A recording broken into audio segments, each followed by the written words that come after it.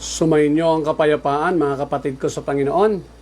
At purihin natin ang Diyos sapagkat muli tayong binigyan ng pagkakataon ng Panginoon na magkasama-sama saan man tayo naroon, ay magkaisa tayo sa presensya ng Panginoon sapagkat sa Diyos naman ay walang imposible. Kaya niya tayong tipunin sa kanyang presensya kahit tayo magkakalayo.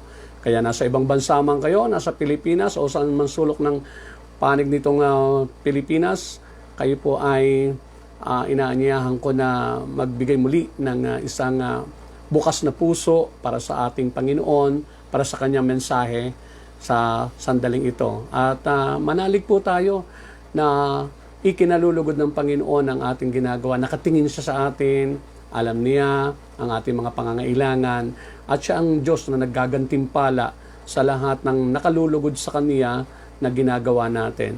Kaya wag po natin panghinayangan ang oras, ang sandali, ang ating pag-aabala katulad nito para sa Kanya, at ang Diyos naman po ay handang magpala sa atin. Amen. Higit pa sa ating ginagawa ang kayang isukli sa ating mga pagpupunyagi, sa ating mga pagninilay na katulad nito. Amen po. Kaya muli nating simulan ang ating pagninilay sa maikling panalangin. Amen. Tayo po ilalapit sa ating Panginoon. Sa ngalan ng Ama, ng Anak, at ng Espiritu Santo. Amen. Amen. Hallelujah. Hallelujah. Una sa lahat, Ama, kami po'y narito, nagsusumamo, nagmamakaawa sa iyo na kami po'y iyong kahabagan. Kaawaan mo kami, Panginoon, patawarin sa aming mga kasalanan. At Lord, muli mo pong ibigay sa amin ang iyong basbas, ang iyong Spiritong banal, upang kung ano po yung nais mo maganap sa aming pagninilay na ito, siya nga mangyari. Hayaan mo, Panginoon, na muli maluwalhati ang iyong dakilang pangalan, at kasabay nito naman, Panginoon, ay bawat makikipagnilay ay makaranas ng iyong biyaya at pagpapala. Higit sa lahat, kagalingan sa mga may karamdaman at kalutasan ng mga problema, ng mga nangangailangan nito, Panginoon. Yung aming pong mga pangangailangan naman, material man ito, physical man o anuman, Panginoon, na kinakailangan naming idinudulog sa iyo, nawa sa pagninilay po namin ito, sa pakikiisa namin ito, ay bumuhos nga, Panginoon, at Lord, magbigay ng kaginhawahan, kalayaan sa bawat isa. Inaangkin po namin, Panginoon, ito sa pamamagitan po ng iyong anak na si Jesus, na kaisa mo naghahari at ng Espiritong Banal, noon, ngayon, at magpakailanman. Amen at amen. Sa ngalan ng Ama, ng Anak, at ng Espiritu Santo. Amen. Praise the Lord, praise God, praise Jesus, praise the Holy Spirit. Okay, mga kapatid, tayo po ay muli magninilay ng mabuting balita. Ngumiti po tayo sapagkat ang biyaya ng Panginoon ay nakahanda para sa ating lahat. Ang Diyos ay isang Diyos na mapagpala, mapaggantimpala. Ano ba yung gantimpala? Yung ganting pagpapala. Na every time na gagawa tayo ng kabutihan o ng kagandahang loob, kalugod-lugod sa Diyos, ito'y gagantihan ng Diyos ng pagpapala. Kaya ang tawag dyan ay gantimpala. Amen? Okay. Ang ating pagnilayan ngayon, mga kapatid ko sa Panginoon, ay hinango ko po sa James chapter 1 verses 12 to 15. Aklat ni Santiago, kabanatang 1, talatang 12 hanggang 15. Napakahalaga po nito mga talatang ito, no? Mayroon po itong 4 na talata, at yun po ang ating pagninilayan. Kaya pakinggan niyo pong mabuti, namnamin nating mabuti, upang sa gayon ay hindi masayang ang ating pakikiisa. Sa halip, ang Panginoon ay nalulugod na kaagad sa atin. Okay, ito po ang sinasabi. Pinagpala ang taong nananatiling tapat sa kabila ng mga pagsubok, sapagkat matapos niyang malagpasan ang pagsubok, tatanggap siya ng gantimpala ng buhay na ipinangako ng Panginoon sa mga umiibig sa Kanya. Huwag sabihin ni man na tinutukso siya ng Diyos kapag siya'y dumaranas ng pagsubok, sapagkat ang Diyos ay hindi maaaring matukso at hindi rin naman niya tinutukso ang kahit sino. Natutukso ang tao kapag siya'y naaakit at nagpapatangay sa kanyang sariling pagnanasa. At ang pagnanasa kapag naitanim sa puso ay nagbubunga ng kasalanan. At ang kasalanan sa hustong gulang ay nagbubunga ng kamatayan. Mga kapatid, ang salita ng Diyos. Salamat sa Diyos. Praise the Lord. Purihin ang Panginoon. Okay, mga kapatid, pamagatan po natin ito na ingat ka. Ingat, baka ka mahulog. Yan. Ano ang ibig sabihin nito? Kasi, mga kapatid, tandaan po natin, ano man nagaganap sa ating buhay, masarap, mahirap, masakit, masaya, ano mang sitwasyon, mga kapatid, tandaan po natin, yan ay pagsubok sa ating katapatan sa Diyos. Pagsubok sa ating katapatan sa Diyos. At nariyan naman lagi ang Diablo para tayo ay upang tayo akayin na huwag maging tapat. Gusto niya lagi tayong nahuhulog sa tukso. Lagi tayong nahuhulog sa pagkakasala. Yan ang gusto ng Diablo. Amen? Kaya kahit na ang nararanasan natin ay isang mga kaligayahan, mga kapatid, nariyan pa rin ang panunokso. Yung binibless ka ba? Yung laging ang dami mong pagpapala, nariyan pa rin ang demonyo na sa gitna ng ating pagpapala, instead na tayo ay magpuri, instead na tayo ay lalo magluwalhati sa Panginoon, instead na lalo tayong lumalim ang relasyon sa Diyos, ang gagawin ng Diablo, bubulong-bulong at aakayin tayo, para sa gayon ay hindi natin pahalagahan yung ating relasyon sa Panginoon, ihiwalay tayo. Ang tawag po dyan ay tinutokso tayo. Tinutokso tayo. Lalo na nga sa mga pagkakataong katulad nito, ang dami po na nahulog sa tukso. Ang dami na instead na magpakabuti, lalong kumapit sa Panginoon, ay humiwalay lalo. Dati, medyo malayo na, lalo pang lumayo ngayon. Ngayon may dinaraanan tayong pandemya, mga problema, kahirapan, o anumang kaguluhan sa buhay. Mga kapatid, nadyan po ang Diablo para tayo ay ihulog, akayin para mahulog sa kanyang panunokso at sa gayon magkasala tayo at lumayo sa Panginoon. Ayaw ng demonyo na tayo naka-intact sa Panginoon. Ayaw ng Diablo na lumalalim tayo sa ating relasyon sa Diyos. Kaya lagi niyang nariyan para sa gayon ay maigiit ang kanyang panunokso upang tayo ay humiwalay sa Kanya. At wala naman nakapagpapahiwalay sa atin sa Diyos kundi ang kasalanan. Tandaan po natin yan. Ang tukso ay hindi kasalanan, mga kapatid, sapagkat ang Diablo ang gumagawa ng panunokso. Ngayon, yung kumagat do sa tukso, mga kapatid, yun po ang kasalanan. Amen? Walang pinagkaiba kay Eva at kay Adan. Di ba? Maliwanag po, mga kapatid, nung sila natukso, nang daming nangyari. Ang dami ng disaster na nangyari sa buhay nila. Na minsan, ang kasalanan kasi, ganito minsan ang bunga ng kasalanan irreparable. Irreparable. Ibig sabihin ng irreparable ay hindi na naibabalik sa dati. At yan ang mahirap. Maaaring makabangon ulit tayo, pero the damage has been done. Yun ang mahirap. Mga kapatid. Kaya, ang gusto ng Panginoon ay tayo, mula pagkabata natin, tayo ay tumugon na sa panawagan ng Panginoon, sundin na natin ang kanyang kalooban, upang sa huwag na natin daanan o danasin pa yung gustong mangyari ng Diablo sa buhay natin. Ano yun? Yung mga kaguluhan, kahirapan, yung mga kawalan, kamiserablehan ng buhay, yan, kawalang kapayapaan, at higit sa lahat yung kamatayan. Amen?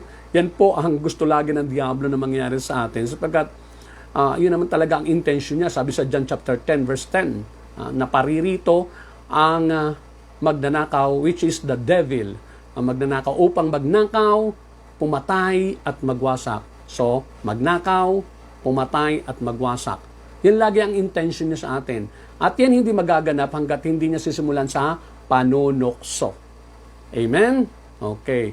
Na mailayo tayo. Kapag nailayo tayo, nagagawa na niya yung nakawan tayo, mga kapatid, tayo ay patayin at tayo ay wasakin. Amen? Okay. So, napakahalagang, sa pasimulan pa lamang, nalalaman na natin na ang tukso ay nariyan at dapat aware tayo, mapagtagumpayan natin. Amen po? So, bakit kailangan natin mag-ingat? Ito mga kapatid, bakit kailangan natin mag-ingat? Number one is dahil Kapag tayo po ay natukso, mga kapatid, may consequence po yan eh. May consequence yung ating kasalanan. Amen po. Kaya kailangan natin mag-ingat sapagkat, una, yung mga nagtatagumpay sa tukso, yun lamang po ang binibigyan ng gantimpala. Tingnan nyo, sabi dito, sa verse 12. Yung apat na, ulitin ko ha, yung apat na verses na ating binasa mula sa verse 12 hanggang 15. Mga kapatid, ay isa-isa natin. Lahat ito'y patungkol sa panunukso ng demonyo. Yung inaakit tayo na tayo magkasala. Amen? Para bagang pinto yan eh. Yung tukso ay pintuan. Pag binuksan mo yan, ikaw kasi ang magbubukas niyan, ipinapakita lang sa yung pinto, ikaw naman naakit na pumasok, mga kapatid. So, ikaw din na magbubukas. Pag pumasok ka na, yun ang kasalanan.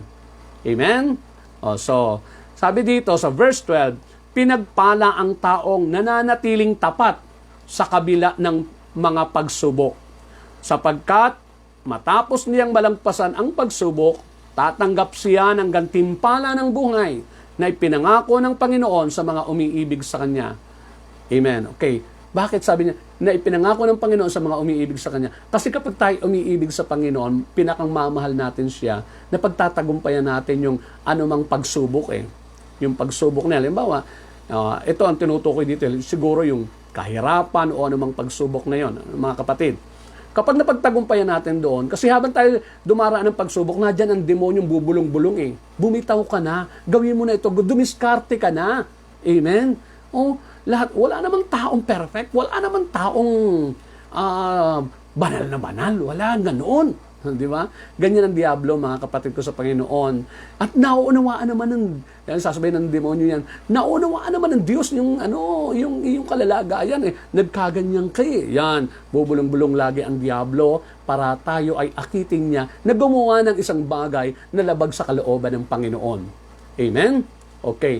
Pero, tandaan po natin, kaya kailangan natin mag-ingat kasi once na tayo ay na-trap doon, nahulog, mga kapatid, sa tukso, tandaan po natin, wala tayong gantimpala. Ang ginagantimpalaan lang yun ng tagumpay. Di ba, maliwanag na sinabi dito, pinagpala ang taong nananatiling tapat. Ibig sabihin, mas sumusunod pa rin sa kabila ng mga pagsubok, sa kabila ng mga kabigatan na dinaraanan, mga hindi natin nagugustuhan na dinaraanan, nananatili pa rin sumusunod sa kalooban ng Panginoon, nananatili pa rin tapat sa Diyos, hindi bumibitaw, hindi nagkukulang, hindi nagkakasala, hindi lumalabag sa kalooban ng Panginoon. Sabi doon, sapagkat matapos niyang malagpasan ang pagsubok, ibig sabihin nagtagumpay ka, tatanggap siya ng gantimpala ng buhay. Tatanggap siya ng gantimpala ng buhay. Nako mga kapatid, sabi nga ng Panginoon, I come that you may have life and have it to the full. Amen? Yun ang pakay ng Panginoon naman sa atin. Sabi pa rin sa John chapter 10 verse 10, sabi doon, letter B, sabi doon, ako'y naparito upang ang mga tupa ay magkaroon ng buhay, isang buhay na ganap at kasiyasa. Kanino ibinibigay yan, mga kapatid? Sa mga nagtatagumpay. Sa mga nagtatagumpay. Sapagkat lagi namang ang premyo ay sa mga nagtagumpay. Wala namang premyo na ibinigay doon sa talunan, di ba? Amen? Meron ba kayo nakitang premyo na ibinigay sa talunan? Wala. Laging ang premyo ay ibinibigay sa mga nagtatagumpay. Kaya kapag tayo dumaranas ng mga pagsubok, nariyan ang Diablo, bumubulong-bulong, magreklamo ka na, sumbatan mo na ang Diyos, amen? Bumitaw ka na sa Panginoon, yan. Huwag ka na maglingkod, huwag na. Ganyan ang Diablo lagi. Pero kapag nanatili ka pa rin tapat sa Panginoon, hindi. Kahit ako'y dumaranas ng ganito, parang si Job. Kahit ako'y dumaranas ng ganito, kahit pa ganyan to ang katindihan nangyayari sa akin, hindi ako bibitaw sa Diyos. Siya pa rin ang aking Diyos, sasambahin ko pa rin siya, pupurihin ko pa rin siya, pagliling ko pa rin siya, susundin ko pa rin kung ano ang nakalulugod sa Kanya. Amen?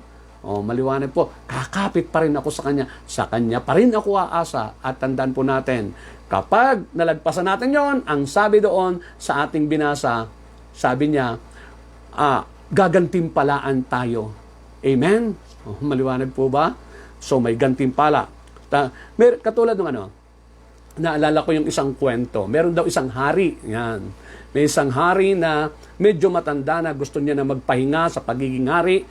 At meron namang papalit sa kanya. May 4 siyang anak. May 4 siyang prinsipeng anak na pwedeng pumalit sa kanya. Kaya lang hindi niya alam kung papaano, kung sino ang pipiliin niya, mga kapatid. Kaya ang ginawa niya ganito, mga kapatid ko sa Panginoon. Sinubok niya ang mga kanyang mga anak, na itong 4 na ito, no? Mga kapatid, mula sa panganay hanggang sa pangalawa, pangatlo at yung bunso. Amen? Okay. Ang ginawa niya ito, kinausap niya yung 4 na kanyang anak. Sabi niya, mga prinsipe kong anak, ako'y matanda na at gusto ko na magpahinga. Kailangan may pumalit sa aking trono. At isa sa inyo ang papalit. Sabi niya ganon doon sa kanyang mga anak.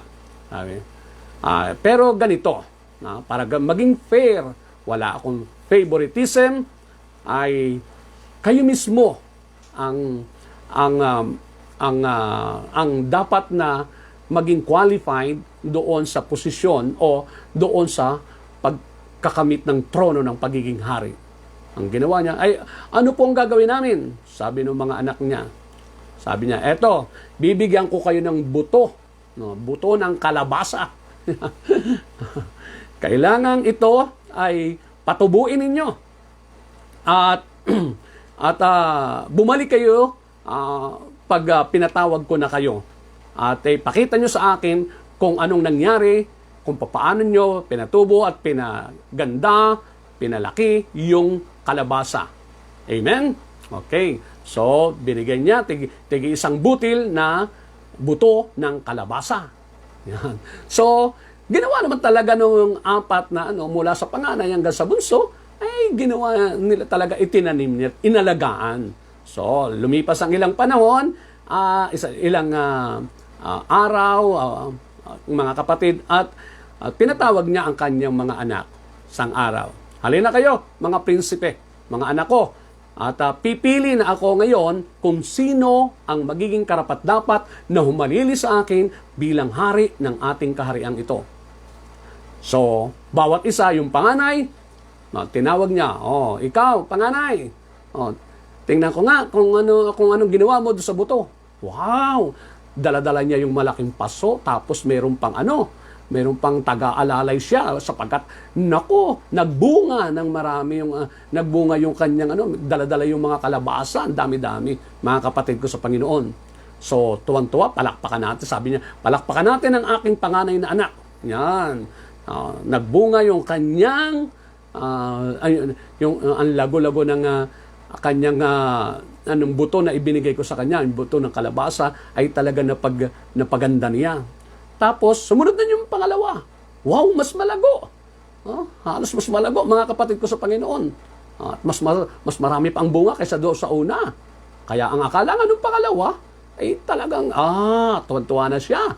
Sapagkat, sabi niya, malamang na ako ang magiging, ang papalit sa trono ng aking ama. Ayun. So, palakpakan ulit nung makita. Palakpakan yung mga tao, yung kanyang mga kawal, nung makita na mas marami ng bunga at mas malago yung kalabasa, yung buto ng kalabasa na itinanim ay lumago nga. Pangatlo, yung pangatlong anak, mga kapatid, ay nako, pagdating, mas marami pala. Mas maraming bunga at mas magarbo talaga yung puno ng kalabasa, yung buto ng kalabasa na itinanim ay lumago talaga. Nako, lalo nagpalakpakan ng mga tao. Sapagkat sabi ng mga tao, nako, yung pangatlo na siguro ang magiging papalit na hari papalit na sa trono ng hari. Yan, sabing ganon. Mamaya, yung pang-apat, yung pinakambunso ay tinawag. Nagtatago yung nagtatago doon sa likuran ng reyna, yung bunso. Bakit? Ayaw magpakita. Sabi nung hari, bakit ikaw nagtatago ka dyan sa likuran ng mahal na reyna? Bakit nagtatago ka sa likod ng nanay mo? Sabi nung hari, bakit? Anong ginawa mo doon sa buto? Nako, mga kapatid, labas mo dito. Ay nahihiya, ayaw, nakatungo siya. Bakit? Sapagkat yung daladalang paso, mga kapatid ko sa Panginoon, na kung saan itinanim yung buto, ay bokya, wala. Ni usbong, wala, mga kapatid. Walang tumubo, mga kapatid. Yung buto na itinanim, mga kapatid, ay walang nangyari. Na doon lang. Hindi nga tumubo. Walang nangyari. As in, walang tumubo kahit ano. Mga kapatid ko sa Panginoon. Kaya, nahihiya siya magpakita doon sa kanyang amang hari. Kaya tinanggap na niya ang sarili niya na hindi siya ang papalit bilang hari sa kanyang ama. Pero, eto na. Sabi nung hari, ngayon nakapili na ako kung sino ang papalit sa aking trono. Sabi nung hari, naku, sabi nila, siguro yung pangatlo sapagkat yun ang pinakamalago ang tumubo na buto, na kalabasa, lumago yung halaman, mga kapatid. Pero nung sinabi niya, ang papalit sa aking trono ay ang aking bunsong anak. Naku, nagulat yung lahat ng tao. Nagulat lahat ng tao. Alam niyo kung bakit? Kasi, bakit? Sabi ng mga tao, sabi pati ng reyna, bakit? Paano? Ito nga, hindi nga tumubo yung kanya eh. Bakit hindi yung panganay? Bakit hindi yung pangalawa? O yung pangatlo? Sila malalago ang tinanim na buto.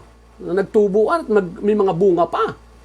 Sabi, alam ninyo, mga anak, mahal na reyna, at kayong mga kawal na nakaharap ngayon, at kayong mga tao, yung buto na ibinigay ko sa aking 4 na anak, lahat po ng butong yan ay hindi po maaaring tumubo sapagkat wala pong buhay yung buto na ibinigay ko. Wala pong buto. Patay yung buto na yon. At kahit anong gawin mo, hindi tutubo. Itong 3, kaya tumubo ang kanilang buto ay dahil sa pinalitan nila ang butong ibinigay ko. Ngunit itong bunso kong anak, mga kapatid, naging tapat siya. Itinanim niya kung ano yung buto na ibinigay ko. Kaya talagang hindi tutubo yon. At dahil siya ang tapat, sa aking nasasakupan, mayroon na tayong bagong hari, ang aking bunsong anak. Tingnan nyo, mga kapatid. Pagka tayo tapat, mga kapatid ko sa Panginoon, kasi yung 3 natukso eh. Natukso naman daya. Bakit?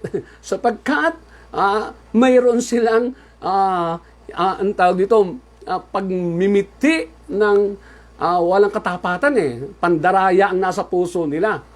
So, natukso sila na mandaya. Pero itong bunso, mga kapatid, naging tapat. Kung ano man ang sitwasyon, maging kahinatnan, okay lang sa kanya. Amen po? Ganun dapat tayo, mga kapatid ko sa Panginoon. Nakuha niyo po? Tandaan po natin, napakahalaga nung hindi tayo bumibigay sa tukso. Minsan, akala nga natin walang nakakakita. Pero tandaan po natin, mayroon at mayroong Diyos na nakakaalam na kung ano ang tunay na nangyari, kung ano ang tunay na naganap, kung ano ang katotohanan. Sapagkat wala pong malilihim sa Kanya, lantad ang lahat sa Kanya. Amen? Kaya anuman, kahit man walang nakakakita, dapat tapat tayo, hindi tayo natutokso. Amen po? Maliwanag po ba mga kapatid ko sa Panginoon? Okay, so, mga kapatid ko. Okay, pangalawa, eto, dear brothers and sisters, yung pangalawang verse, sabi sa verse 13, huwag sabihin ni numan na tinutokso siya ng Diyos kapag siya'y dumaranas ng pagsubok, sapagkat ang Diyos ay hindi maaaring matukso at hindi rin naman niya tinutokso ang kahit sino. Okay, pakinggan niyo mabuti. The brothers and sisters, ang ating katanungan ay ito, bakit kailangan natin mag-ingat? Mag-ingat na huwag nang mahulog sa tukso. Sapagkat, tanda natin, ang tukso lagi siyang may maidadahilan. Laging mayroong alibay ang tukso. Totoo po yun. Halimbawa, di ba sabi nga ng iba, hindi naman ako ang nanguna eh. Sila ang nanguna eh. Di ba? Meron ka laging maidadahilan eh. Kung hindi ba naman na niya ako minura eh, gagawin ko ba yun? Di ba? May laging dahilan. Ginawa niya, dinaya niya ko eh. Tama lang na gawin ko ito. May maidadahilan lagi ang tukso. Tandaan natin. Pero tatandaan natin, hindi mahalaga yung nangyayari. Sa harapan ng Panginoon, kung ano man ang sitwasyon, hindi po yun ang mahalaga sa Kanya. Ang mahalaga yung ating reaksyon. Yung ating reaksyon. Pero, tandaan natin, yung mga nahuhulog sa tukso, tandaan po natin, yun yung maraming katuwiran, maraming dahilan. Kasi mahirap lang kami. Alam mo naman, pandemya ngayon. Walang trabaho. Kaya ako nagawa yun. Di ba? Nag-iisa lang ako sa buhay. Alam mo naman, ako ang nanay at ako rin ang tatay. Di ba? Laging may dahilan ang tukso para mas madali ang sumuway.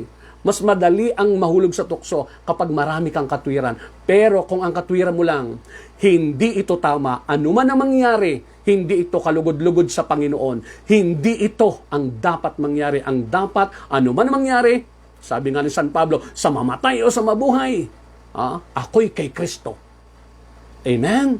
Ibig sabihin, anuman mangyari, whatever man, kahit na ang kapalit nito'y buhay, hindi ako susuway sa Panginoon. Kapalit man ito'y kaligayahan ko, kapalit man ito ay pag-iisa ko, kapalit man ito ay kapahiyaan sa madlang tao. Tanda natin, mga kapatid, mas mahalaga pa rin sa harapan ng Panginoon yung pananatili natin na tayo ay para sa Diyos. Amen? Na walang pinakamahalaga, walang pinakang mimithi natin, kundi ang kaluguran ng Panginoon. Amen po? So, tandaan po natin na laging may dahilan ang tukso. Kaya nga sabi sa Biblia, sabi sa John chapter 15 verse 22, kung hindi ako naparito at nagsalita sa kanila, hindi sana mapapatunayang nagkasala sila. Ngunit ngayon wala na silang maidadahilan sa kanilang kasalanan. Mga kapatid, tandaan po natin, time will come, yung lahat ng lihim natin, mabubunyag sa harapan ng Diyos. Amen. Wala po tayong maikakatwiran. Hindi mo po pwedeng ikatwiran na, kasi magagalit ang asawa ko. Kasi baka iwan ako ng asawa ko. Kasi baka magalit ang anak ko. Kasi baka hindi ko mapag-aral ang anak ko. Kasi baka hindi makatapos ang aking bunso. Hindi po natin pwedeng ikatwiran yan. Bakit? Kung tayo nagtitiwala ng lubos sa Panginoon na kapag tayo nagtagumpay, ang Diyos ang gagawa ng paraan para yung ating lahat ng kinatatakutan. Amen? Lahat ng tumutokso sa atin para tayo magkasala, para huwag tayo maging tapat sa Panginoon, alam natin sa ating puso na kayang gawin ng Panginoon ang lahat ng bagay. Amen? Kung tayo lamang ay mananatiling tapat sa Kanya. Amen? Kaya burahin natin lahat ang ating ikakatwiran. Sapagkat sabi nga ng Panginoon, wala tayong maikakatwiran. Alam ko hindi po tayo, sabi nga sa Biblia, sa 1 Corinthians chapter 10, verse 13, hindi tayo bibigyan ng pagsubok na higit sa ating makakaya.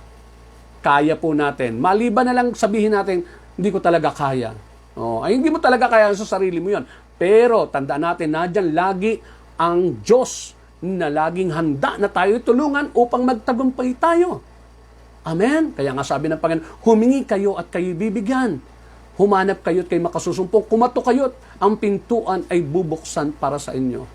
Amen? Sabi sa Philippians chapter 4 verse 13, I can do all things through Christ who strengthens me. Magagawa ko ang lahat ng bagay dahil kay Jesus na nagbibigay sa akin ng lakas. Amen? Nandiyan din ang Holy Spirit. Sabi nga sa Biblia, and when the Holy Spirit comes upon you, you will receive power. And what is that power?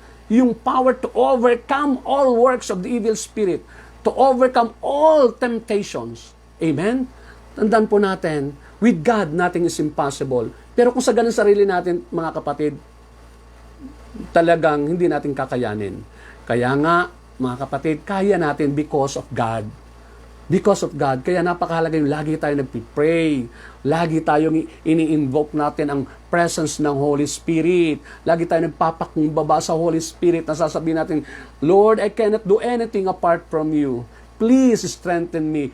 Please give me the grace, the power para magtagumpay ako sa pagsubok na ito. Amen? At God is so generous. Sabi nga sa Bible, sa James chapter 1, sabi doon, God is so generous, kahit pa yung karunungan ibibigay sa atin para lamang tayo magtagumpay. Amen po? Tandaan natin, God is always available and God is always willing to help us. Tandaan natin po yan. Ang Diyos ay laging nariyan at laging handa, laging gusto. Hindi lang handa, gusto tayong tulungan. Amen? Bakit? Una sa lahat, gusto niya tayo magtagumpay upang sa gayon mabandera lalo, maparangalan lalo ang kanyang pangalan. Amen? Lalong matanyag ang kanyang pangalan. Na because of Him, because of His grace, because of His intervention, ay nagtagumpay tayo. Di ba? Mapaparangalan siya. Maliwanag po ba mga kapatid ko sa Panginoon? So, ingat tayo. Ingat ha, baka tayo mahulog. Amen? Okay. Pangatlo, kaya kailangan natin mag-ingat. Mga kapatid ko sa Panginoon, ito po, sabi sa Genesis chapter 3, verse 6. Ito, okay. Kaya kailangan natin mag-ingat, ay sabi doon sa verse 14, natutokso ang tao kapag siya'y naaakit at nagpapatangay sa kanyang sariling pagnanasa. Yan. Dahil ito, kaya kailangan natin mag-ingat sa tukso, mga kapatid, baka tayo mahulog, sapagkat dahil laging masarap at kaakit-akit ang pain ng tukso. Laging masarap. Ang tukso po, laging masarap ang iniaalok niya. Ano, ginawa, sarap, katanyagan, amen, papuri ng iba, di ba? Lahat siya masasarap. Amen po. Physical at emotional, laging iaalok ng Diablo yung masarap. Sa tingin natin masarap. At tatandaan nyo si Eva at si Adan. Di ba? Di ba nang tinukso siya ng ahas, mga kapatid, na sabi ng ahas, bakit hindi nyo kinakain ng mga bunga dito sa paraiso, yung mga bunga ng punong kahoy? Ang sasarap naman niyan, bakit hindi nyo kinakain? Sabi ni Eva, hindi naman kami pinagbabawala. Actually, lahat nga lang ng bungang kahoy dyan, pinakakain sa amin eh. Pero wag lang yung puno na yan ay pinagbabawal sa amin. Sabi, bakit naman? Sabi ng demonyo, bakit naman? Tapos sabi ni Eva, kasi mamamatay daw kami. Ha? Sabi ng demonyo, mamamatay kayo? Hindi kayo mamamatay. Kaya kasi ayaw sa inyong ipakain yan kasi magiging Diyos din kayo. Makakatulad nyo yung Diyos. Tatalino rin kayo, magiging makapangyarihan din kayo. Makakatulad nyo ang Diyos.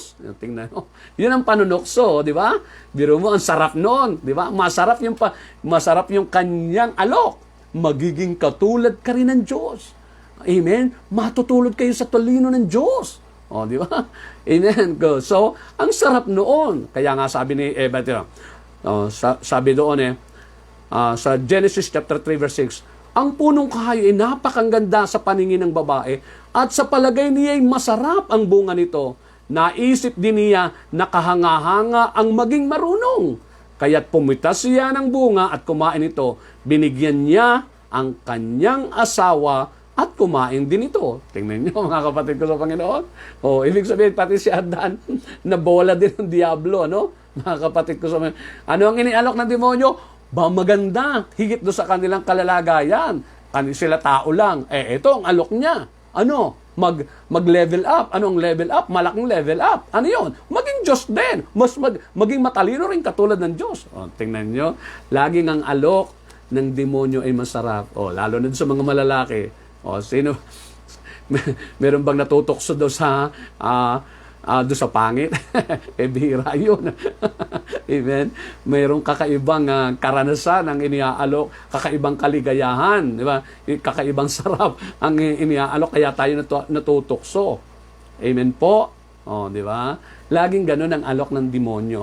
Laging ganun, mga kapatid. Kaya nga lagi tayo mag-ingat sapagkat ang tukso laging may pain na masarap. Laging may pain na kaakit-akit. Amen? Hindi magpapain ng tukso ang Diablo ng hindi kaakit-akit at ng hindi katakam-takam. Amen? Okay, laging nakakainganyo. Tingnan nyo. Lalo na yung power.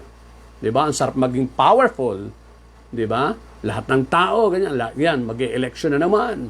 'Di ba? Kaya tingnan nyo ngayon, may mga inaambus na, amen? Mayroon na mga pinapatay na ang dahilan ay yung makaluklok sa kapangyarihan. Kaya natutokso silang gumawa ng masama. Bakit? Ang pinangaakit sa kanilang demonyo, di ba ang sarap na ikaw ang maluklok, ikaw ang maging congressman, ikaw ang maging mayor, ikaw ang maging governor? O, di ba? O, yun. Maliwanag. Kaya lahat ng iniaalok ng Diablo ay masarap at kaakit-akit. Magbibigay sa iyo ng level up na kalalagayan. Amen po? Level up na kasiyahan. Level up na katanyagan. Yan. Maliwanag. Okay. Sabi nga, sabi sa verse 50 naman, sa verse 50 naman, kaya mag-ingat tayo na huwag mahulog, mga kapatid, sa tukso, sapagkat dahil laging ang layunin ng panunukso ay akayin tayo sa kasalanan at ipahamak ang ating kaluluwa. Laging ganun eh. Ang ultimate goal ng panunukso ng Diablo ay tayo talaga, mga kapatid, mapunta sa impyerno. Yun ang ultimate niya. Kaya hindi tayo tinitigilan hanggat hindi niya nasisigurado na tayo nasa impyerno. Totoo po yun.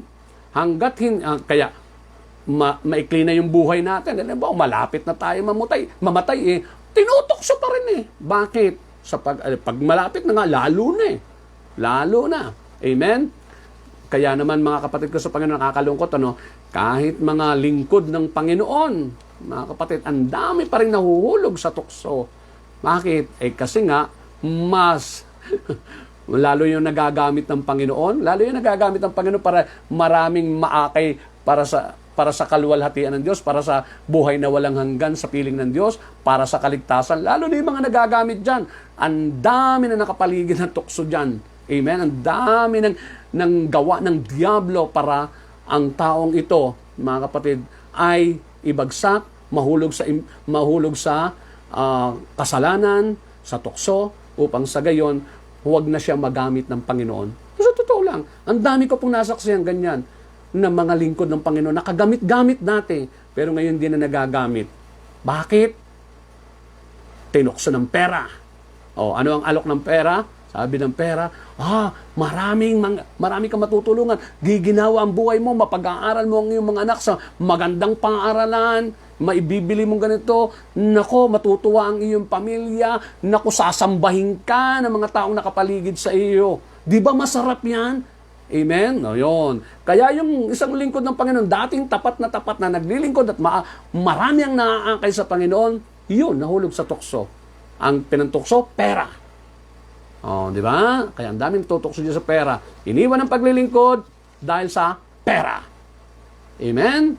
Gayong binigyan siya ng talent ng Panginoon o kakayanan ng Panginoon na gampanan ng isang gampanin sa paglilingkod sa Panginoon na hindi ibibigay sa kanya yon kung hindi yun ang pinagagawa sa kanya. Pero nagawa niya ang talikuran yon dahil sa nahulog sa tukso ng pera. Amen? Hindi siya nagnakaw. Hindi po siya nagnakaw, nakatulad ng iba. Hindi siya nandaya. Ang ginawa niya, nag-concentrate siya doon sa kanyang pagpapalago ng kanyang pera. Amen? Para magkamal siya ng mas maraming pera, sapagkat ang sabi ng demonyo sa kanya, naku, para pagdating ng takdang panahon, wala ka nang aalalahanin sa buhay mo. Wala ka nang katatakutan sa buhay mo. Bakit? Secure ka. Bakit? Sapagkat marami kang pera. Magkasakit ka man, hindi ka naaasa sa Diyos. Bakit? May pera ka eh. Amen? Pagdating ng takdang panahon, kahit tumanda ka, at iwan ka man na nino, meron kang pera. Makakabili ka ng katulong, makakabili ka ng materials na kung saan yung hindi kayang ibigay sa iyo ng mga mahal mo sa buhay, ng mga taong nakapaligid sa iyo, o ng Diyos, lalo na ng Diyos, ay gagawin sa iyo ng pera. Tingnan nyo? Amen? At ang dami na tukso dyan, mga kapatid ko sa Panginoon. At actually, sa totoo lang, ilang beses ako na inalok ng ganyan. Pero salamat sa Panginoon, because of prayer. Mga kapatid, hindi ako tuluyan. Yung pagpapasok na ako doon, talagang nagliliwanag ang isipan ko na kaya nga tinalikdan ko ang lahat ng yan Bakit? Sapagkat pinakita sa akin ng Panginoon, kaya niya akong buhayin, kaya niyang isupply ang lahat ng aking pangangailangan kahit may pandemyang ganito. Amen? Ang Diyos ay maraming pamamaraan. Hindi Kanya pababayaan. Maging tapat ka lamang sa Kanya. Amen po. Okay. So, mga kapatid ko sa Panginoon, sabi nga, sabi doon, ang pagnanasa, yung verse 15, the last verse, mga kapatid, at ang pagnanasa kapag naitanim sa puso ay nagbubunga ng kasalanan, at ang kasalanan sa hustong gulang ay nagbubunga ng kamatayan. Tingnan nyo, ibig sabihin impyerno ito. Kamatayang spiritual ang tinutukol dito, mga kapatid. Tandaan natin, lagi ko sinasabi, dear brothers and sisters, ang buhay na hindi hahantong sa langit ay walang kwentang buhay. Anong ibig sabihin nito? Kahit paanong achievement mo dito sa mundong ito, kahit ang dami ng humahanga sa iyo, ang dami ng believe sa iyo, mga kamag-anak mo, mga kaibigan mo, mga kapamilya mo, yung buong mong sambahayan, believe na believe sa iyo. Kaya naman, mga kapatid, halos sambahin ka. Halos naman, ikaw ang mas mahalaga. At yung salita mo ay kanilang ginagalang. Pag ikaw nagsalita, ay talaga namang napapasunod mo sila. Bakit? Sapagkat ikaw ay nabuhay para sa kanila. Amen? Inibigay mo sa kanila ang gusto nila. Ikaw nag-supply ng kanilang mga pangarap. Ikaw nag-supply ng kanilang mithiin, mga kapatid. Kaya naging parang Diyos ka sa kanila. Amen? Ikaw naman tuwan-tuwa ka. Tuwan-tuwa ka. Hindi mo alam na dinadala mo ang iyong sarili na nahulog ka na pala sa tukso. Amen? At nagkasala ka na, nalayo ka na sa Diyos. Amen? Kaya nga, ano man ang achievement natin, ano man ang narating natin, kung ito hindi hahantong sa langit, mga kapatid, hindi ko sinasabing kapag kayo dumami ang pera, pupunta na kayo sa impyerno. Hindi po. Hindi po. Ang sinasabi ko, saan ka dinadala? Saan ka dinadala ng mga achievements mo? Saan ka dinadala ng mga kayamanan mo? Saan ka dinadala ng mga naipundar mo? Saan ka dinadala? Yan ba'y dinadala ka sa kabanalan? Dinadala ka ba sa mas malalim na relasyon sa Panginoon? Sa pagiging mas masunurin, mas mababa ang kalooban, mas mapagmahal, mga kapatid, at mas mapaglingkod sa Diyos? Dinadala ka ba dyan ng iyong achievement na yan? Mga kapatid, kung hindi ka dinadala sa ganong sinabi ko, mga kapatid, magnilay-nilay po tayo. Magnilay-nilay tayo. Baka isang araw, makita natin ang ating sarili, wala tayo sa langit. Naroon tayo sa impyerno, mga kapatid, na nagdurusa kasama ng mga totoong nanukso sa atin, ang mga demonyo. Amen? Now, ano-anong mga dahilan kung bakit nahuhulog sa tukso? Bibilisan ko po, mga kapatid, ang pagninilay na ito. Sapagkat ako'y naniniwala, ang dami nyo nang naunawaan. Number 1 is ito, lack of prayer. Kapag kulang tayo sa panalangin, lalo na yung di madasalin, tandaan nyo po yan, mas madaling mahulog sa tukso. Sabi nga sa Matthew chapter 26, verse 41, magbantay kayo at manalangin upang huwag kayong madaig ng tukso. Ang espiritu ay nakahanda, ngunit ang laman ay mahina. Tanya, nakuha nyo mga kapatid, tingnan nyo yun, maliwanag na maliwanag. Ang espiritu ay nakahanda. Ibig sabihin, kung mananalangin lang tayo lagi ng mananalangin, magdarasal tayo ng magdarasal, at hihingin natin ang grasya ng Diyos, ang Espiritu Santo, na binabanggit ko kanina, na siyang magpapatatag sa atin, siyang magbibigay sa atin ng kapangyarihan para mapagtagumpay ng tukso. Kung lagi lang tayo nananalangin, available lagi ang Holy Spirit. Amen? Nakahanda lagi ang Holy Spirit na tayo tulungan.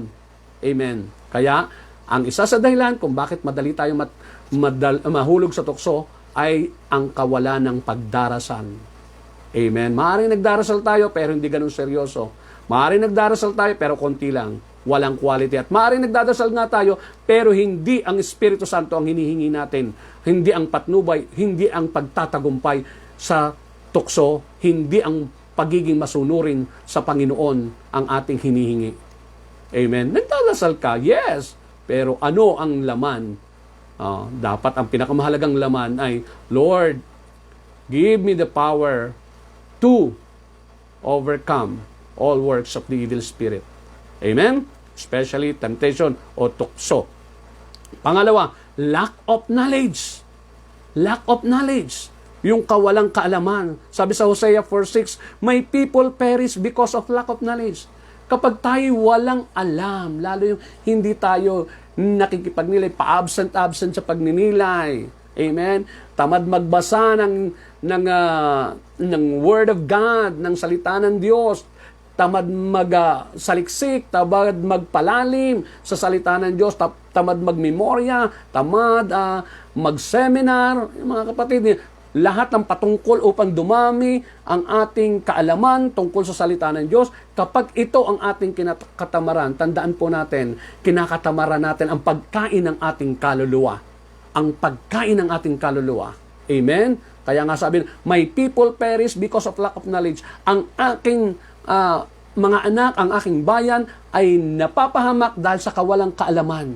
Napakahalaga ng kaalaman. Amen?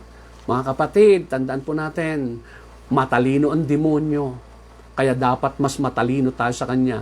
At mas matalino tayo, mga kapatid, kapag, dear brothers and sisters, ang salita ng Diyos ay nasa isipan at puso natin. Sabi nga sa Bible, isusulat ko sa kanilang puso ang aking mga salita. Amen? Okay. Now, pangatlo, ito.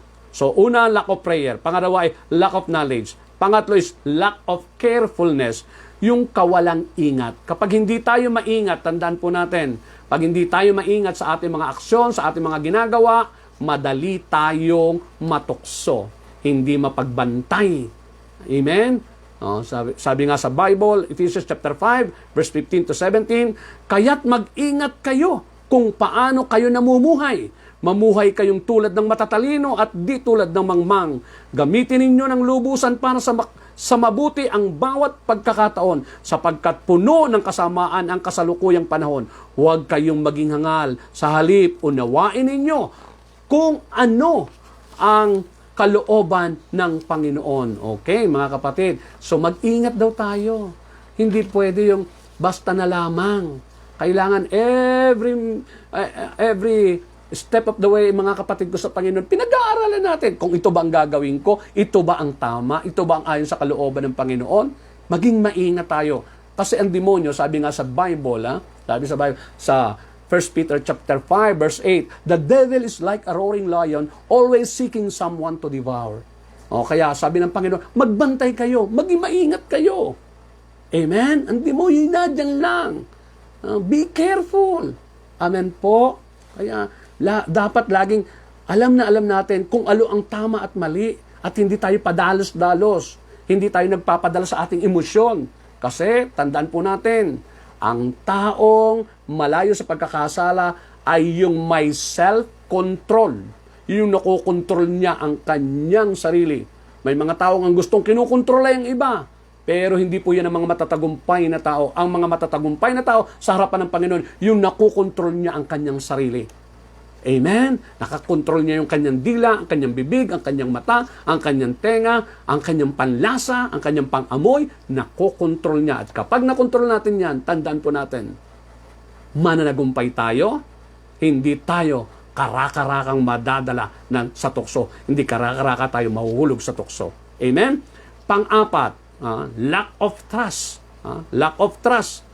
Kulang na pagtitiwala sa Diyos. Sabi sa Matthew chapter 14, verse 29 to 31, tatandaan nyo nung lumakad si Pedro, pinalakad ng Panginoon sa ibabaw ng tubig. Di ba? Nakita ni Pedro na lumalakad si Jesus do sa ibabaw ng tubig. Ang sabi niya, Lord, pwede ba lumakad din ako dyan? Tingnan nyo. Sabi ni Jesus, sige, come on, halika, lumakad ka. Tutok ka lang sa akin, tingin ka lang sa akin. Sige, kahit maalon dyan, sige, tingin ka lang dito. Di ba? Nakalakad siya sa ibabaw ng tubig. Pero sabi dito, mula sa bangka ay lumakad si Pedro sa ibabaw ng tubig papunta kay Jesus. Ngunit nang mapansin niya na malakas ang hangin, siya'y natakot at nagsimulang lumubog. Panginoon, sagipin niyo po ako. Sigaw niya. Agad siyang hinawakan ni Jesus. Bakit ka nag-alinlangan? Napakaliit ng iyong pananampalataya, sabi niya kay Pedro. Tingnan niyo. Yung pagtitiwala, kung siya'y nagtitiwala, hindi siya lulubog eh. Ibig sabihin, hindi siya mahuhulog sa tukso. Anong tukso kanya? Yung pinakita sa kanya ng demonyo, napakalaki ng alon. Naku, nanlaki. Naroon ang Panginoon eh. Nariyan siya eh. Amen? Nariyan lagi ang Panginoon. Kaya, kung ano man tumatakot sa atin, huwag tayong matakot. Bakit? Sapagkat, tandaan natin, Napakalaki ng Diyos natin, napakaliit ng ating kinatatakutan kung ikukumpara sa kapangyarihan ng Diyos na ating pinagtitiwalaan. Kung magtitiwala lamang tayo sa kapangyarihan ng Diyos, tanda natin, sa Kanya'y walang imposible, wala ring mahirap. Tanda natin, mga kapatid, mananatili tayo sa Panginoon, ano man ang mangyari. Amen? Pag nagtagumpay tayo doon, hindi tayo natakot, hindi nabalisa, at hindi tayo gumawa ng anumang labag sa kalooban ng Panginoon. In other words, hindi tayo nahulog sa tukso. Tandaan natin, may gantimpala ang Diyos sa atin. Amen? Okay. At last, ito, lack of fear of God. Maraming tao, mga kapatid, walang takot sa Diyos. Alam niyo, kapag pinalaki natin ang takot natin sa Diyos, yung ayaw nating mawali sa Kanya, yung tinatawag na divine fear. Kapag ang pinalalaki natin yung laki ng takot natin sa Diyos, tandaan natin, mahirap tayong mahulog sa tukso. Bakit? Mas matatakot tayo sa mangyayari na gagawin nating kasalanan. Mas matatakot tayo doon sa pagkawalay sa Diyos kaysa magkaroon ng kung ano-anong resulta yung mga pananakot sa atin. Sa Diyos tayo magkaroon ng takot. Sabi sa Ecclesiastes chapter 12 verse 13, sa kabila ng lahat ng ito, isa lamang ang aking masasabi, matakot ka sa Diyos at sundin mo ang kanyang mga utos sapagkat ito ang buong katungkulan ng tao. Kapag tayo may takot sa Diyos, tandaan po natin, dear brothers and sisters, hindi mo katatakutan ng ibang bagay. Lagi nakatuon lamang sa baka magalit si Lord. Baka hiwalayan ako ni Lord. Baka iwan ako ng Holy Spirit. Baka iwan ako ni Lord. Lalong mas miserable ang aking magiging pamumuhay. Amen? Maliwanag po ba, mga kapatid? Tandaan po natin, kapag tayo ang iniwan ng Panginoon, wala tayong masusumpungan ligaya. Tandaan po natin, laging patikim lamang dyan, laging panandalian lang, at walang long-lasting happiness, walang long-lasting peace na mararanasan tayo. Walang long-lasting na kapanatagan. Laging dadalawin ka ng magpapagulo sa iyong buhay na kahit na ikaw ay may kasaganaan, hindi ka pa rin nag-i-enjoy sa iyong buhay. Bakit? Without God, we are nothing. Amen po? Kaya kung may katatakutan tayo, ay yan ay ang mawala sa atin ng Diyos. Amen? Okay, mga kapatid ko sa Panginoon, tayo po'y lalapit sa Panginoon at manalig tayo na sa sandaling ito, ang Diyos ay tapat at ang Diyos ay kayang ipagkaloob sa atin ang lahat ng ating pangangailangan. Tayo po'y lumapit sa Kanya, tayo manalangin at manalig tayong anuman ang ating pinagdaraanan, kaya tayong tulungan ng ating Panginoon. Amen po? Okay, tayo po'y lumapit sa Panginoon. Hallelujah. Hallelujah. Nariyan ang Diyos ng kapayapaan. Ama, sa sandali pong ito, kami po'y narito at lumalapit muli sa iyo. Nagmamakaawa, Panginoon. Pati po yung mga tubig na aming inihanda ay inilalapit din namin po sa inyo, Panginoon. Lord, I pray ang aking mga kapatid na nakipagnilay sa akin sa mga sandaling ito. Please, O God, abutin mo po ng iyong kabutihan, ng iyong mga himala. Ikaw ang Diyos na dakila sa lahat. Ano man ang kinatatakutan ng aking mga kapatid, pawiin mo po. Yakapin mo sila. Ipadama mo, Panginoon, na mayroong Diyos na kayang-kaya kaming ipagtanggol. Mayroong Diyos na kayang-kaya kaming protektahan. Mayroong isang Diyos na kayang-kaya niyang baguhin ang takbo ng buhay namin. Mayroong isang Diyos na nakagagawa ng himala at ikaw yun, Ama, sa pamamagitan ng iyong anak na si Jesus at sa kapangyarihan ng Espiritong Banal. Panginoon, marami sa kapatid ko ang nababalisa. Marami sa mga kapatid ko, Panginoon, ang gusto ng bumigay. Gusto ng mahulog sa tukso. Panginoon, empower them, O Lord. Holy Spirit, please, Lord, fill them with your power, with your presence, with your grace. Panginoon, please, i-bless mo sila. Lord, wala naman pong imposible sa inyo. Nananalig din po akong mahal na mahal nyo ang bawat isa. Nananalig din po ako, Panginoon, na kalooban nyo na kami nagtatagumpay, na kami lumiligaya, na kami, Panginoon, ay napagpapala. Kalooban niyo, Panginoon, na sa pamamagitan ng aming buhay, maparangalan ka, Panginoon. Mapuri ka sa pamamagitan ng aming mga buhay, sa pamamagitan ng iyong mga biyaya at mga pagkilos sa aming mga buhay. Narito po ang aking mga kapatid, Panginoon, lalo yung mga may karamdaman. Patawarin mo po kaming lahat sa aming mga kasalanan. Patawarin mo kami. Katulad ng iyong pangako, Panginoon, i-bless mo kami. Sino man ang lumalapit sa iyo, ay hindi mo pababayaan, Panginoon. Hindi mo itataboy. Hindi mo, Lord, babaliwalain. Ikaw ang Diyos na tapat at nagmamahal sa amin. Sabi mo nga, kung ang iyong anak ay naipagkaloob mo sa amin, ano pa ba ang ipagkakait mo sa amin? Kung ang iyong anak, natiis mo, na hinahagupit, pinagpapasa ng krus, nilagyan ng koronang tinik, naadapa ng ilang ulit sa batuhan, paakyat sa bundok, natiis mo na ipinapakos siya sa krus. Natiis mo naghihirap siya at sinasaksak doon. Panginoon, kung yun nagawa mo, ano pa ba nga ang ipagkakait mo sa amin? Tulungan mo po ang bawat kapatid ko. Pagalingin ang mga may karamdaman. Yung mga namumroblema, tulungan niyo po sa kanilang mga suliranin. Yung kanilang mga pinagdaraanan, tulungan mo sila, Lord, malagpasan nila ito. Lord, please, kanilang mga pangangailangan, please, pagkaloob mo po. Wala pong bagay na mahirap sa inyo.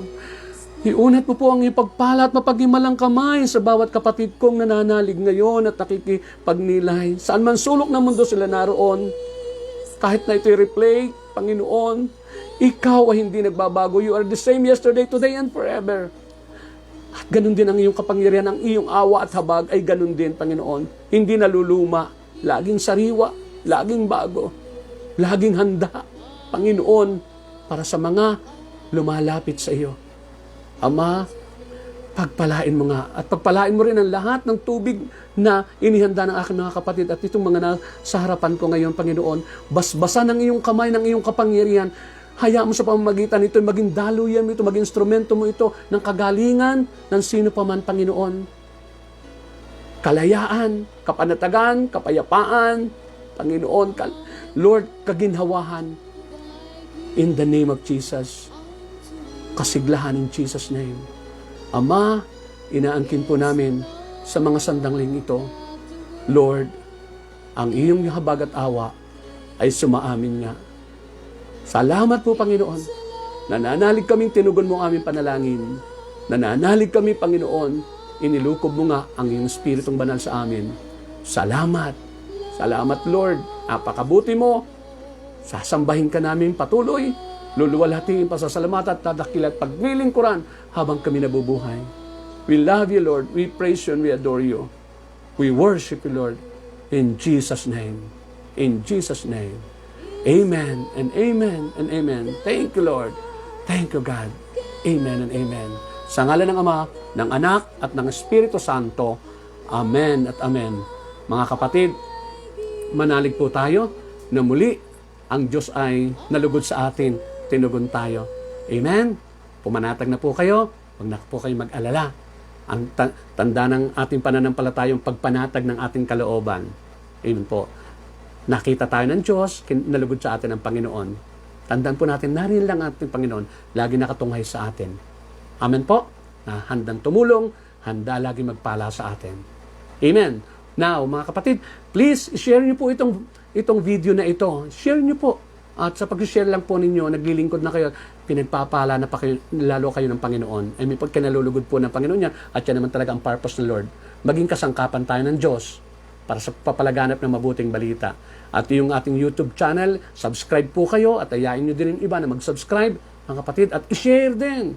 Hikayatin natin sila na sila'y makiisa sa atin sa pagninilay every Monday, Wednesday, and Friday, 7:30 p.m. Maraming salamat po mga kapatid. Ha? God bless po mga kapatid. God bless po.